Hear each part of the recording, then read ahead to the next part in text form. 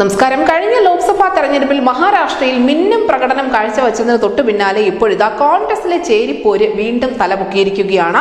Mumbai north central MP ആയി തെരഞ്ഞെടുക്കപ്പെട്ട വർഷ ഗെയ്ക്വാദിനെ പുറത്താക്കാനാണ് പാർട്ടിയിലെ ചില മുതിർന്ന നേതാക്കൾ ഇപ്പോൾ ചരട് വലിച്ചുകൊണ്ടിരിക്കുന്നത്. നിയമസഭാ തെരഞ്ഞെടുപ്പിന് മുന്നോടിയായി പാർട്ടി സംഘടന ശക്തിപ്പെടുത്തേണ്ടതിന്റെ ആവശ്യം ഉന്നയിച്ചുകൊണ്ട് ഒരു വിഭാഗം നേതാക്കൾ കോൺഗ്രസിന്റെ ദേശീയ അധ്യക്ഷനായ മല്ലികാർജുൻ ഖാർഗെയ്ക്ക് കത്തെഴുതിയിട്ടുണ്ടായിരുന്നു. വർഷ പാർട്ടി നേതൃത്വത്തിൽ തുടർന്നാൽ സംഘടന തകരുമെന്നും ഇതിനോടകം തന്നെ നിരവധി ആളുകൾ പാർട്ടിയിൽ നിന്നും പുറത്തുപോയി എന്നുമാണ് ഈ കത്തിൽ പറയുന്നത്.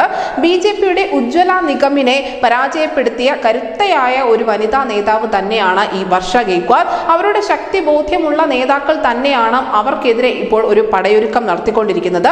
തന്നെ ആക്രമിക്കുന്നതിൽ ശ്രദ്ധ കേന്ദ്രീകരിക്കുന്നതിന് പകരം നിയമസഭാ തെരഞ്ഞെടുപ്പിൽ മത്സരിക്കുന്നതിനും വിജയിക്കുന്നതിലും നേതാക്കൾ ശ്രദ്ധ കേന്ദ്രീകരിക്കണമെന്നാണ് വർഷ ഇതിനോട് പ്രതികരിച്ചിരിക്കുന്നത്.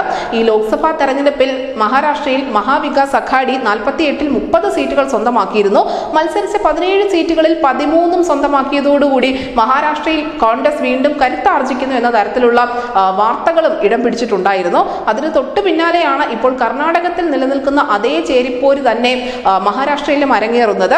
എന്തായാലും ഇങ്ങനെ ഒരു ഗ്രൂപ്പ് പോര് അല്ലെങ്കിൽ ഈ സംഘടനയ്ക്കുള്ളിൽ തന്നെയുള്ള അസ്വാരസ്യങ്ങൾ പുറത്തു വരുമ്പോൾ അത് നിയമസഭാ തെരഞ്ഞെടുപ്പിനെ വളരെ നെഗറ്റീവായി തന്നെ ബാധിക്കുമെന്ന കാര്യത്തിൽ തർക്കമില്ല. News desk Malayalam.